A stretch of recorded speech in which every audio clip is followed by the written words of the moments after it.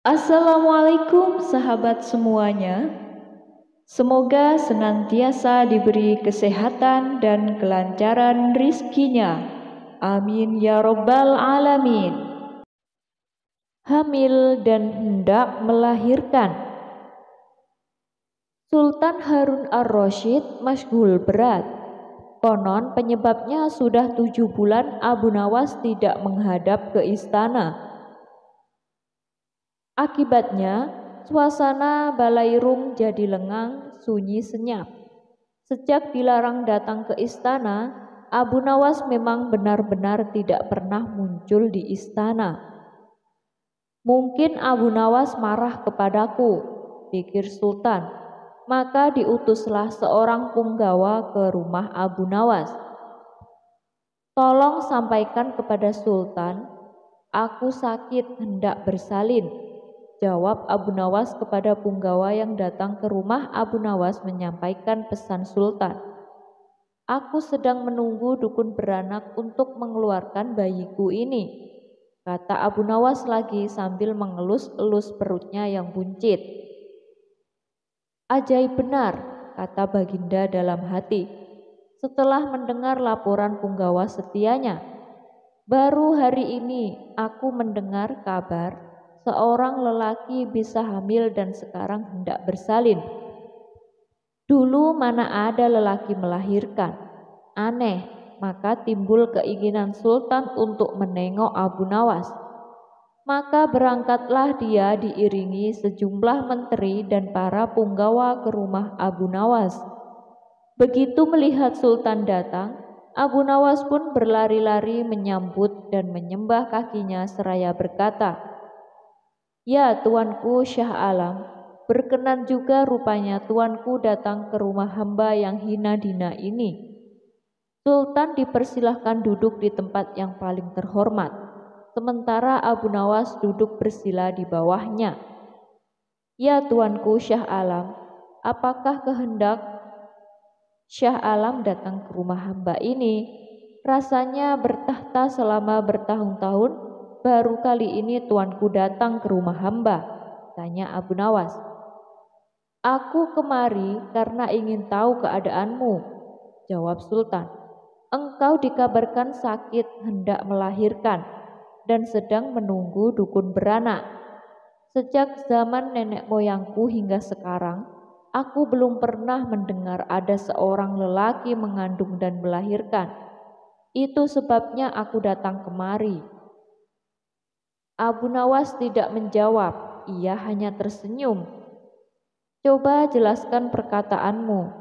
Siapa lelaki yang hamil dan siapa dukun beranaknya?" tanya Sultan lagi. Maka dengan senang hati berceritalah Abu Nawas. Konon, ada seorang raja mengusir seorang pembesar istana.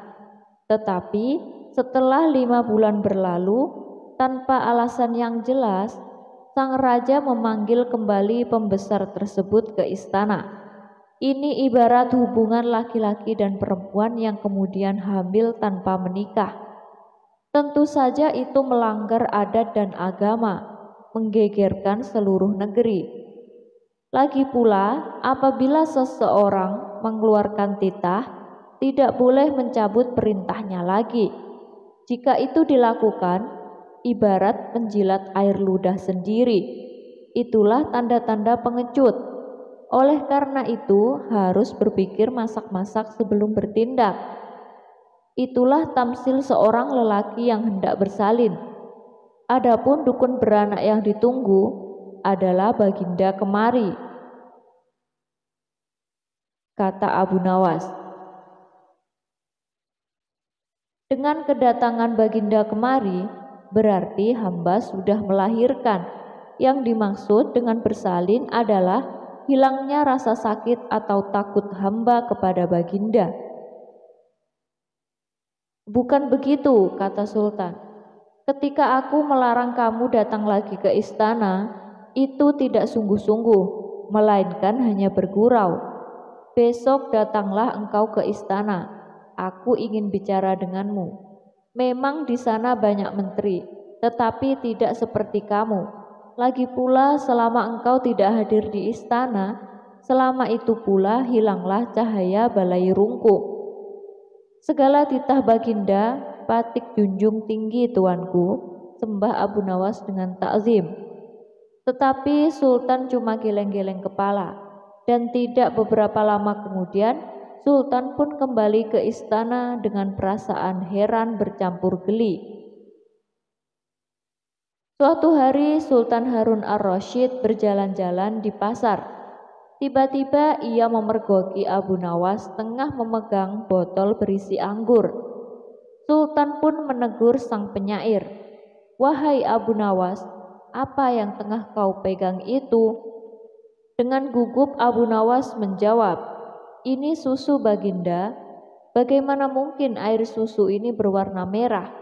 Biasanya susu kan berwarna putih bersih," kata Sultan keheranan sambil mengambil botol yang dipegang Abu Nawas. "Betul Baginda, semula air susu ini berwarna putih bersih.